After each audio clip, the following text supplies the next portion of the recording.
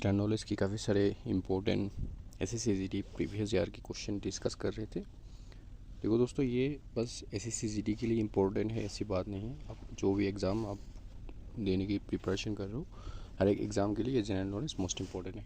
लेकिन हम जो डिस्कस कर रहे हैं ये SSCGD की प्रीवियस ईयर के क्वेश्चन है, इसलिए हम बार बार बोल रहे हैं कि SSCGD की previous year question. General knowledge तो जनरल नॉलेज ही होता है, हर एग्ज़ाम में आ सकता है। तो फर्स्ट हमारा क्वेश्चन है, निम्नलिखित में से कौन सा हड़प्पा स्थल गुजरात में स्थित नहीं है। ठीक है, हम बस इन सारे डिस्कस करेंगे क्योंकि हम ज़्यादा गहराई में जाएंगे तो वीडियो लंबा हो जाएगा और वो आप लोगों को भी अच्छा नहीं लगेगा क्योंकि एग्ज़ाम बहुत नज़दीक है। ये फर्स्ट क्वेश्चन का आंसर हमारा होगा राइट बी, यानी कि डाइमबाद। ठीक है, डाइमबाद हमारा राइट आंसर होगा।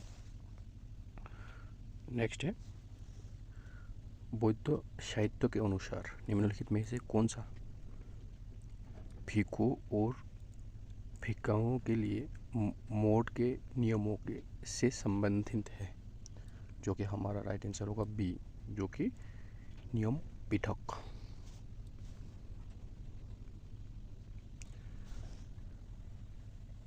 नेक्स्ट आंसर है हमारा, नेक्स्ट है, निम्नलिखित में से कौन सा गुप्त काल के दौरान पूर्व तट का एक महत्वपूर्ण बंदरगाह था, जो हमारा राइट आंसर होगा सी, जो कि तम्बरा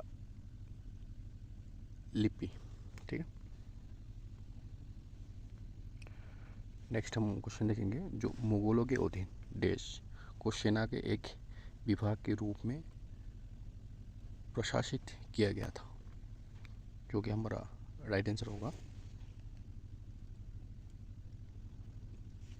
आंसर सी, जो कि दीवान ए अर्ज। ठीक है, मोस्ट इम्पोर्टेंट है। देखो, ये प्रीवियस ईयर क्वेश्चन है, हर एक क्वेश्चन इम्पोर्टेंट है क्योंकि ये क्वेश्चन आ चुके हैं SSCGD में, तो इसलिए हर एक क्वेश्चन मोस्ट इम्पोर्टेंट है। प्रथम कठपुतली मुगल सम्राट कौन था। ठीक है, प्रथम कठपुतली मुगल सम्राट कौन था, जो कि हमारा राइट आंसर होगा बी, जंग जहांदार शाह। ठीक है, किस यूरोपीय शक्ति ने भारत में पहली स्थायी व्यवहारिक चौकी स्थापित की थी। इसके लिए हमारा राइट आंसर होगा, चारों में से हमारा ए राइट आंसर होगा पुर्तगाल। मोस्ट इम्पोर्टेंट है दोस्तों।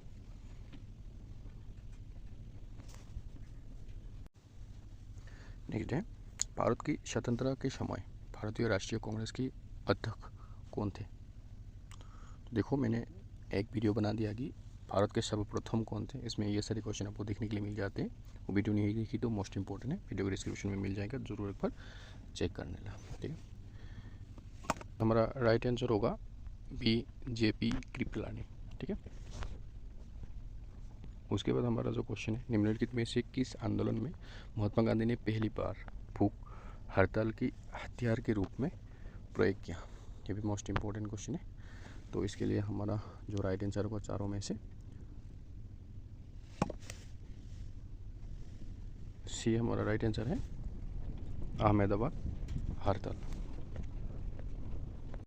दोस्तों, हमारा नेक्स्ट क्वेश्चन जो है, कालभ्रमण के विरुद्ध प्रसिद्ध नौसैनिक अभियान किस जोल राजा के द्वारा चलाए गए थे, जो कि हमारा राइट आंसर होगा डी, कारिकाला जोल। नेक्स्ट क्वेश्चन है, दक्कन में सातवाहनों का उत्तराधिकारी देश थे, कौन थे, जो कि हम इन चारों में से हम राइट आंसर देखेंगे, जो कि हमारा राइट आंसर होगा ए, जो कि बकाटक। भारतीय संविधान की प्रस्तावना देश के संविधान की प्रस्तावना से प्रेरित थे, जो कि हमारा राइट आंसर होगा ए, USA। मोस्ट इम्पोर्टेंट है। हमारा नंबर क्वेश्चन है, राज्य और केंद्र शासित प्रदेशों के लिए राज्यसभा में सीटों के आवंटन का प्रावधान किस में किया गया था, जो कि हमारा राइट आंसर होगा ए, जो कि चौथी अनुसूची में।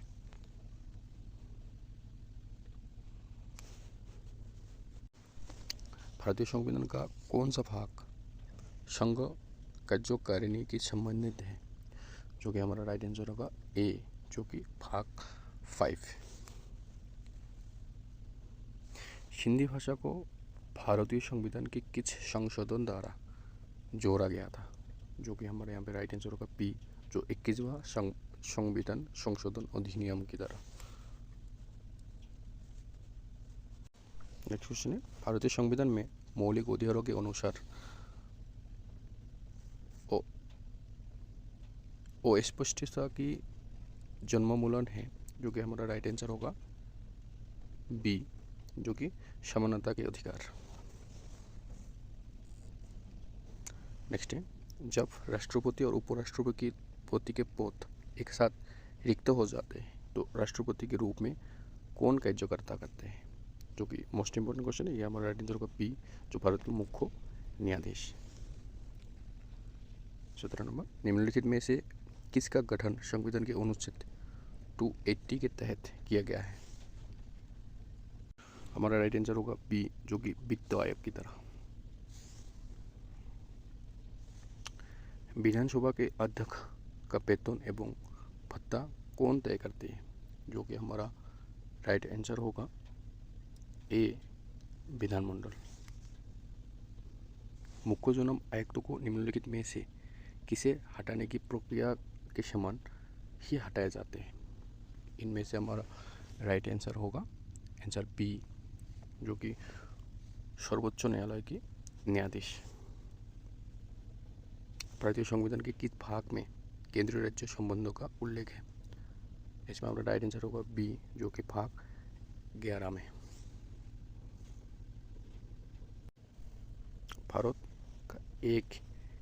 भारत का एकमात्र सक्रिय ज्वालामुखी बैरन द्वीप कहाँ स्थित है, जो कि हमारा राइट आंसर होगा बी, जो कि अंडमान द्वीप समूह में।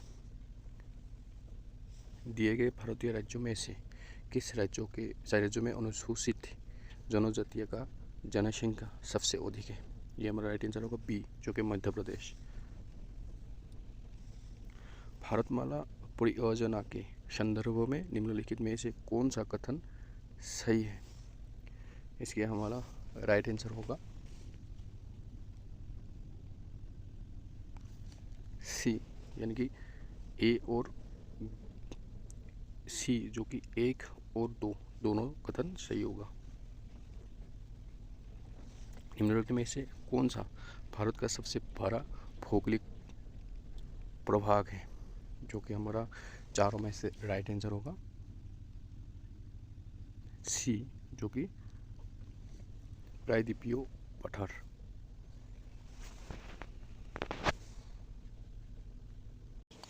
नेक्स्ट क्वेश्चन है, बाजरे की खेती उत्तरी भारतीय राज्यों में डैश फसल ऋतु के दौरान की जाती है, जो कि हमारा राइट आंसर होगा डी, जो खरीफ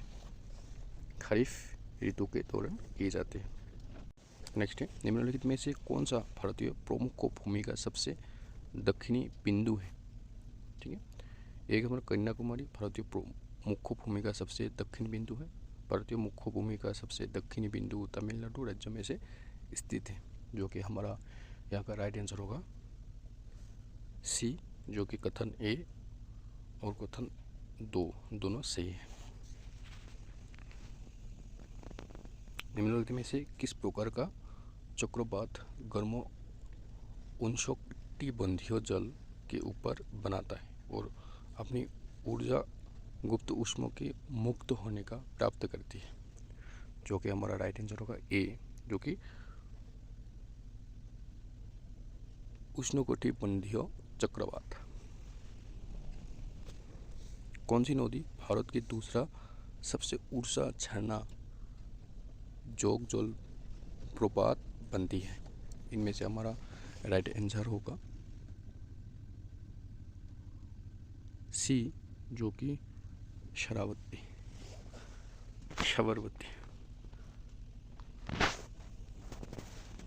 गलत कथन पहचाने। ठीक है, इनमें से आपको सबसे पहले रीड करनी है। जो हमारा यहाँ पे जो राइट आंसर होगा वो होगा सी, जो कि सभी उष्णकटिबंधीय चक्रवात तूफान है। भारत में दक्षिण पश्चिम मानसून की शुरुआत के लिए जिम्मेदार प्राथमिक कारक क्या है, जो कि हमारा राइट आंसर होगा बी, जो कि भूमि और समुद्रों का विभेदक ताप और शीतकालीन। ठीक है,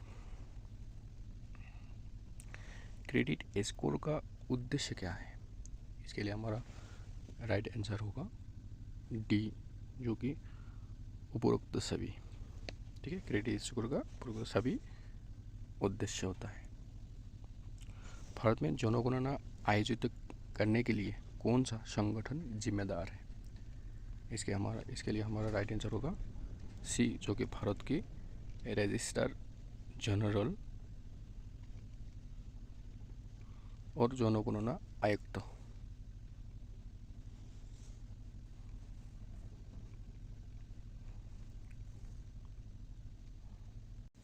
निम्नलिखित में से किस योजना के उद्देश्य आर्थिक रूप से कमजोर वर्गों को स्वास्थ्य बीमा प्रदान करना है, जो कि हमारा राइट आंसर होगा बी, जो आयुष्मान भारत योजना।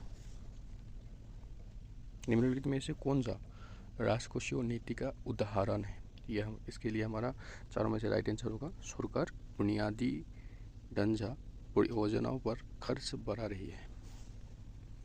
नेक्स्ट है, मौद्रिक और नकदी समुच्चय से संबंधित निम्नलिखित में से कौन सा सूत्र सही नहीं है, इसके लिए हमारा राइट आंसर होगा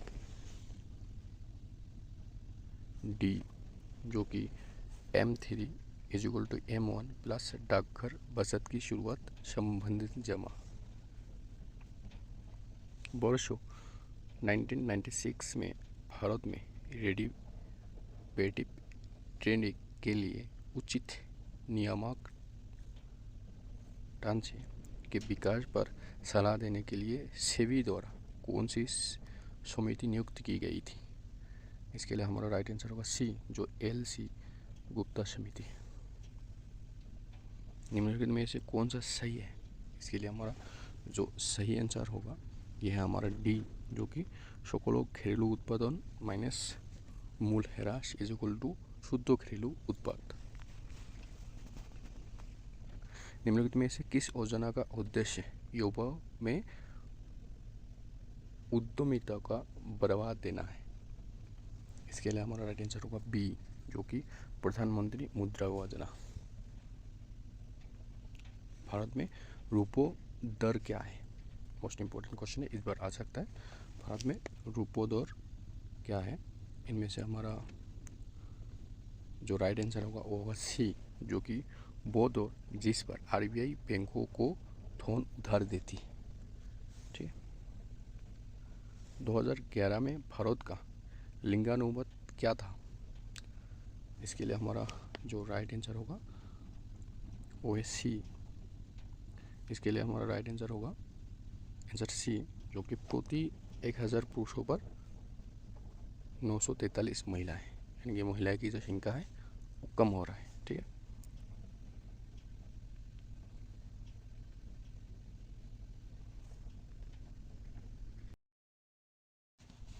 नेक्स्ट क्वेश्चन है, जमीन से 5 मीटर ऊपर एक शेल्फ पर रखी 10 किलोमीटर की वस्तु की स्थिति ऊर्जा क्या है, तो इसके लिए हमारा जो राइट आंसर होगा ये होगा हमारा सी, जो कि 500 जूल।